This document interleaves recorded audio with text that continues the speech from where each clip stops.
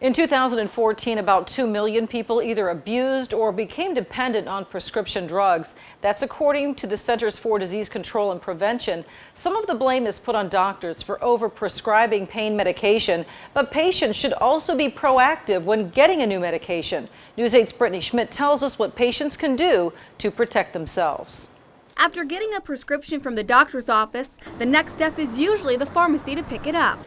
But when picking up a powerful painkiller, there are some questions you should be asking your pharmacist. The more that the patient can be informed about the medicines that they're putting in their body, the better off they're going to be. Each prescription comes with a label detailing the strength of the pill and directions for how it should be taken.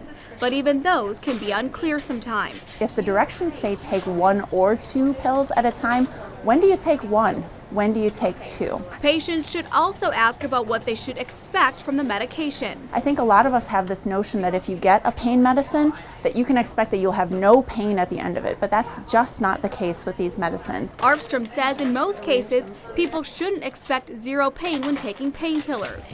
For short-term pain, like post-surgery, Armstrong says you can expect pretty good results. But when it comes to chronic pain, the medication will usually decrease the level of pain by about 30%. So if you were ranking your pain on a scale of 1 to 10, and you were at a 6 before, if we can get you down to a 3 or a 4, that medication did its job. We don't expect you to get to 0 for most cases. Finally, if a patient has a family history of addiction, the patient should ask their doctor if this is the right kind of medication and if there is a lower dose that can be used. To avoid the risk of dependency, being on the lowest dose for the least amount of time that you need the medicine is the best bet. When picking up a new medication in Wisconsin, by law, the pharmacist is required to talk to you about it. So Armstrong says take advantage of that time because they are only there to help. Pharmacists are going to be happy to answer your questions. We want you to get the best benefit out of your medicine and to be using it as safely as possible. In La Crosse, Brittany Schmidt, News 8.